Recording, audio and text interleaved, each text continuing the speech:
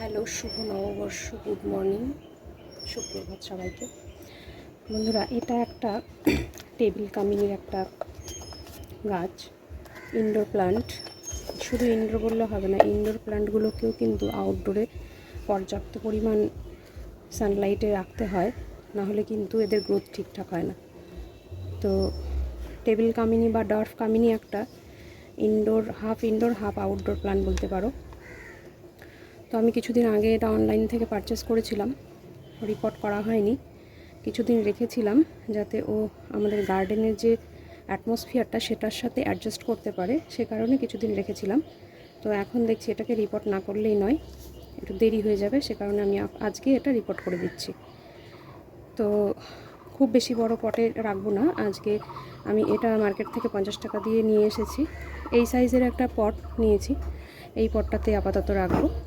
পরে যখন শিকড়গুলো বেশি বেরিয়ে যাবে বা এই পটটাতে যখন থাকতে অসুবিধা হবে, তখন বড় কোনো পটে আমি এটা রিপ্লেস করে দেবো। তো চলো আজকে এই গাছটা লাগানোর জন্যে মাটি কিভাবে তৈরি করব, মানে মিডিয়াটা কিভাবে তৈরি করব সেটা দেখে নিই।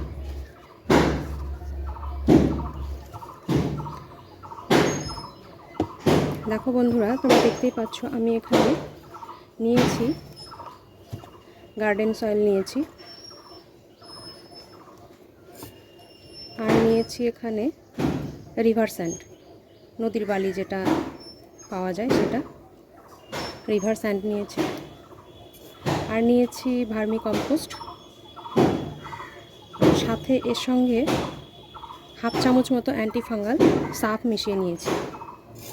আর আছে কোকোপিট, আর আছে কিছু ধানের তুষ।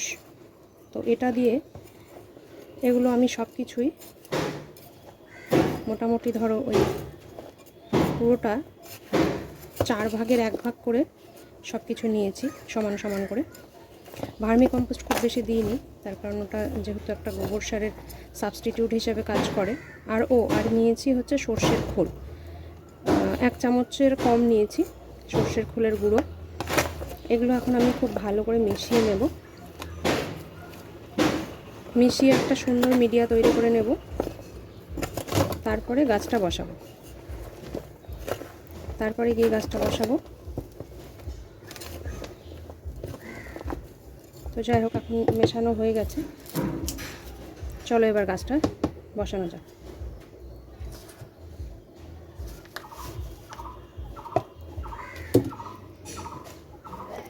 এই সাইজের টবগুলো মার্কেটে যেগুলো পাওয়া যায় সেগুলো আগে থেকে কিন্তু ফুটো করা থাকে,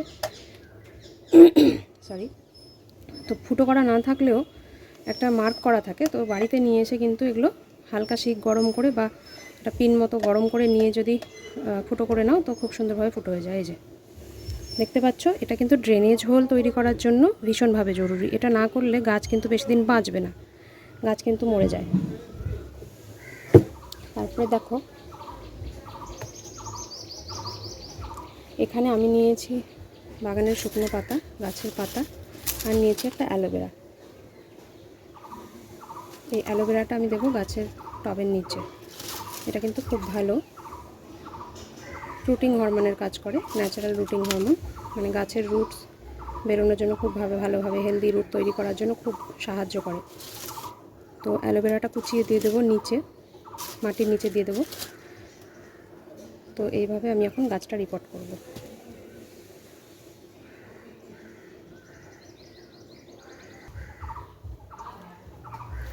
আর দেখো, ড্রেনেজ হোল তৈরি করার জন্যে এরকম ছোট সাইজের যে মাটির প্রদীপগুলো থাকে, জ্বালানোর পরে এগুলো ফেলে দিও না, এগুলো দিয়ে কিন্তু খুব সুন্দর ড্রেনেজ হোল তৈরি করা যায়। ড্রেনেজ হোলের ওপরে যে এগুলো যদি উপর করে দিয়ে দিই, তাহলে কিন্তু মাটি ঢুকে এখানে ফুটোটা বন্ধ হয়ে যাবে না, জলটাও আটকে যাবে না, খুব সুন্দরভাবে জলটা পাস করবে। তো এইভাবে প্রদীপগুলো উল্টে আমি বসিয়ে দিচ্ছি। প্রদীপের পরিবর্তে তোমরা কিন্তু থার্মোকলের ছোট ছোট টুকরো এইভাবে কেটে নিয়ে এইভাবেও কিন্তু বসিয়ে দিতে পারো, যার কাছে যেটা অ্যাভেলেবেল থাকবে সেটা সেভাবেই করবে। তো চলো, হয়ে গেছে। এখন দিয়ে দিচ্ছি গাছের শুকনো পাতাগুলো।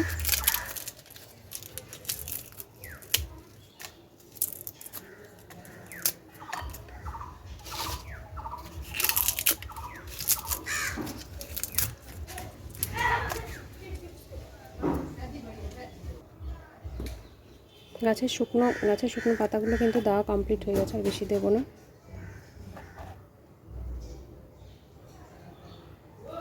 খুব সাবধানে করতে হবে, কারণ ওই প্রদীপগুলো যেন সরে না গিয়ে ফুটোটা যেন বন্ধ না হয়ে যায়, সেদিকে খেয়াল রাখতে হবে। এবারে দিয়ে দেবো এই যে অ্যালোভেরাগুলো কুচিয়ে দিয়ে দেবো। এটা চলো অ্যালোভেরাগুলো এরকম একটা ছোট চাকু বা ছুরির সাহায্যে কিন্তু খুব সুন্দরভাবে আস্তে আস্তে কুচিয়ে অ্যালোভেরাগুলো দিয়ে দিতে হবে। কিছুদিনের মধ্যে কিন্তু এগুলো পচে খুব সুন্দর সার হয়ে যায়, আর গাছের খুব সুন্দর একটা খাবার তৈরি হয়ে যাবে। গাছও কিন্তু বেশ হেলদি হয়ে যাবে খুব কম সময়ের মধ্যে। গাছটা খুব বেশি বড় নয়, আমি খুব পুরোটা দিচ্ছি না, হাফ অ্যালোভেরা দিচ্ছি এখানে। এটা রেখে দিচ্ছি। আচ্ছা, এরপরে আমি এই যে মিডিয়াটা তৈরি করলাম সেটা দিয়ে দেব।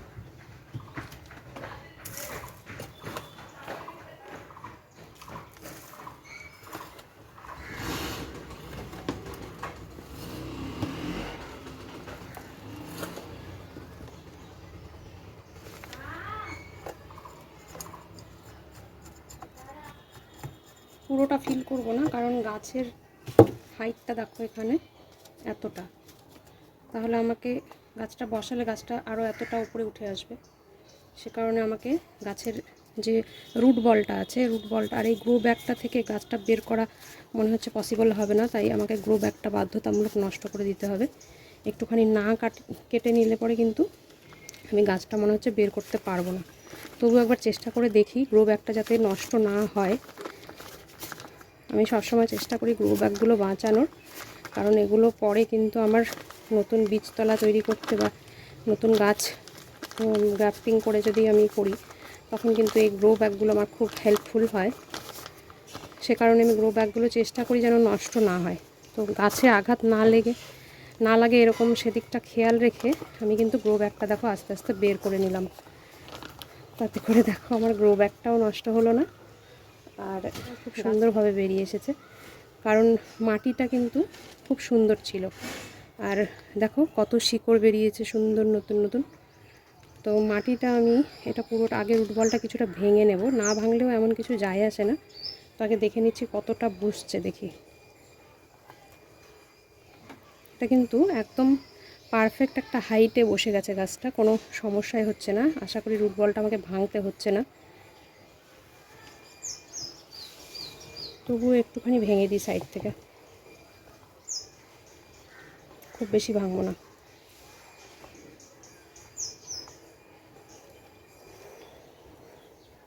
নতুন গাছ রিপোর্ট করতে আমার ভীষণই ভালো লাগে, আর অনলাইন থেকে গাছ কেনার অভিজ্ঞতাও আমার এই বছরই প্রথম।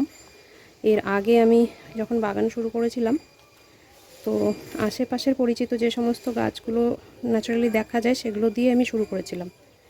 তো এবছর গিয়ে কিন্তু, এবছর বললে ভুল হবে যেহেতু আজকে নববর্ষ নতুন বছর পড়ে গেছে, মানে গত বছর ওই লাস্ট মান্থে আমি কিন্তু অনেকগুলো গাছ পারচেস করেছি অনলাইন থেকে। যাই হোক, হয়ে গেছে, বেশি মাটি আর দিতে হবে না। একটু একটু এই যে মাটিটা আমি তৈরি করলাম এটা এখন অল্প করে দিয়ে দেবো, খুব বেশি দিতে হবে না। এই গাছটা কিন্তু টেবিল কামিনী নামেই বেশি পরিচিত, ডর্ফ কামিনীও বলে। তো এটার কিন্তু দুটো ভ্যারাইটি আছে, এটার পাতাটা ছোট, আর একটা আছে সেটা ওটার পাতাটা আরেকটু বড় বড় হয়।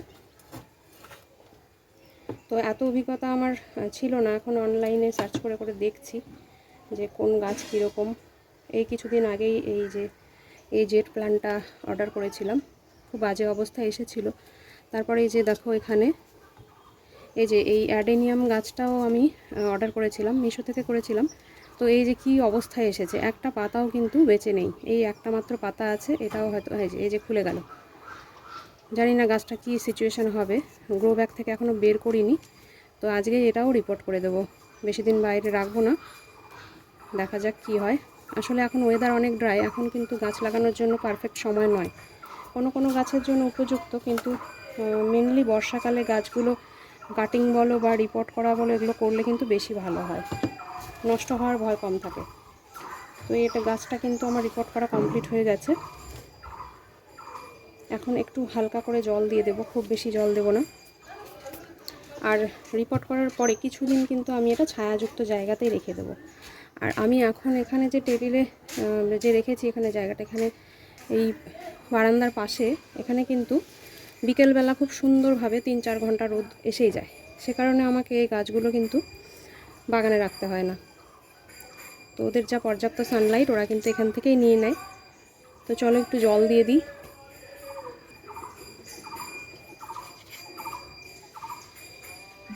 খুব বেশি জল দিতে হবে না, অল্প জল দিলেই হবে। কোকোপিটের অনেক দাম, তো কোকোপিট তোমরা যদি জোগাড় করতে না পারো সেক্ষেত্রে কিন্তু চালের তুষ, মানে ধান ভাঙানোর পরে যে গুঁড়োটা বের হয় সেটা কিন্তু মিশাতেই পারো, কোনো একই কাজ হয়।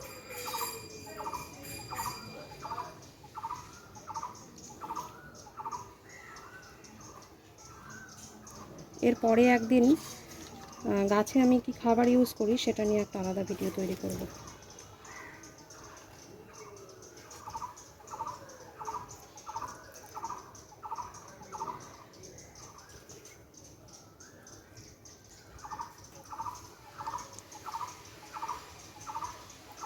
হয়ে গেছে।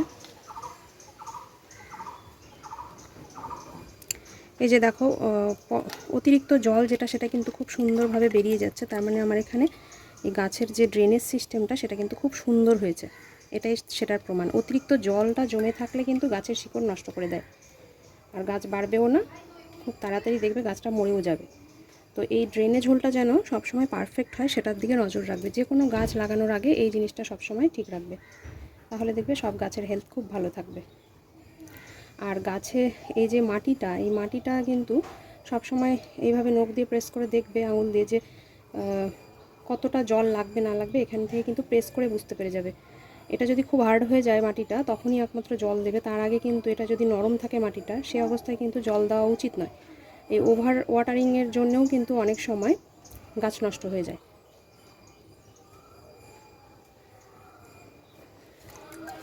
তো চলো, আজকে নববর্ষের দিন, পয়লা বৈশাখ, গাছটা রিপোর্ট করে আমি আজকে আমার বছরের দিনটা শুরু করলাম।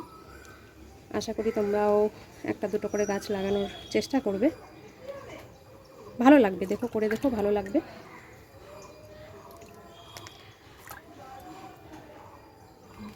আচ্ছা, আজকের কাজটা কমপ্লিট, রাখছি।